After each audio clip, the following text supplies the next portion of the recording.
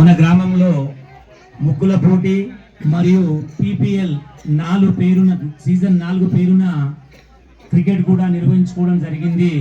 దానికి సంబంధించి బహుమతుల ప్రధానోత్సవ ప్రోగ్రామ్ ఇక్కడ ఏర్పాటు చేసినాం.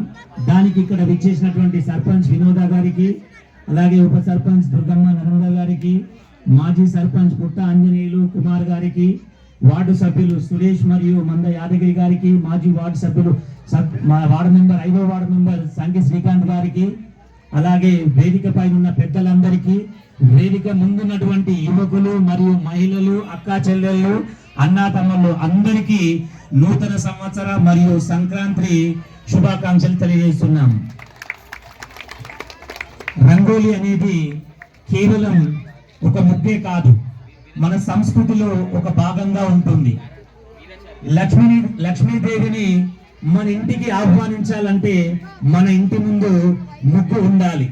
అంటే మన పురాతన కాలం నుంచి ఒక నానుడు ఏముందంటే, మన ఇంటి ముందు ఇలాంటి ముగ్గులు ఉండడం ద్వారా లక్ష్మీదేవి మన ఇంటికి వస్తుందనే ఆచారం ఒకటి ఉంది. అలాగే పిండితో మనం వేసే ముగ్గులు, అంటే ఆ పిండి అక్కడ వాకిల్లో వేయడం ద్వారా క్రిమి కీటకాలు మన ఇంట్లోకి రాకుండా అక్కడే ఆగిపోతాయి.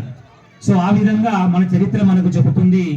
ఇలాంటి ముగ్గుల పోటీని ఈరోజు సర్పంచ్గా గెలిపించిన మీ అందరి ముందు పెద్ద ఎత్తున నిర్వహించుకోవడం మా అదృష్టంగా మేము భావిస్తున్నాం.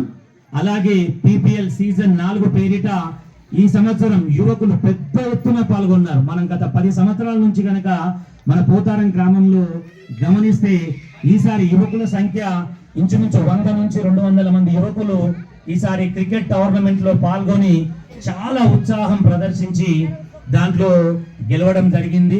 గెలుపొందిన వారందరికీ కూడా ముందుగా శుభాకాంక్షలు తెలియజేస్తున్నాము. అలాగే ముగ్గుల పోటీల్లో ఇంత పెద్ద ఎత్తున, అంటే పోతారం గ్రామంలో మాకు ఏదైతే మెజారిటీ ఇచ్చారో ఆ మెజారిటీ ఉత్సాహంతో అలా మహిళలందరూ ముగ్గుల పోటీల్లో పాల్గొన్నారు. వాళ్ళందరికీ కూడా శుభాకాంక్షలు తెలియజేస్తున్నాం. మనం గత 6-7 సంవత్సరాలను కనుక పరిశీలిస్తే, మనం అధికారంలో లేకున్నా కానీ ఈ గ్రామాన్ని అభివృద్ధి చేయాలంటే మనం ముందుకు రావాలి అనే సంకల్పంతో ప్రతి సంవత్సరం PPL కానీ ఈ ముగ్గుల కార్యక్రమాలు కానీ చేయడం జరిగింది.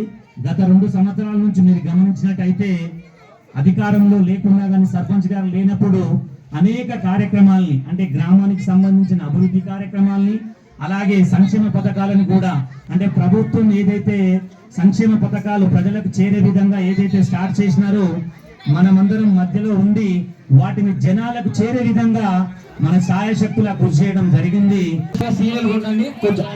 వచ్చే వాళ్ళకు వెళ్ళే వాళ్ళకు దారి ఇవ్వండి అంతే.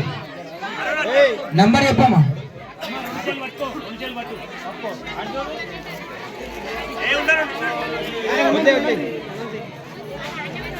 ఎంతమ్మా నంబరు?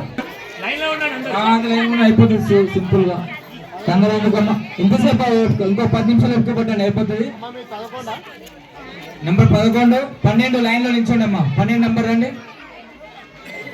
12 నంబర్ 12 ఇదిగా 15 ఎవరమ్మా? 15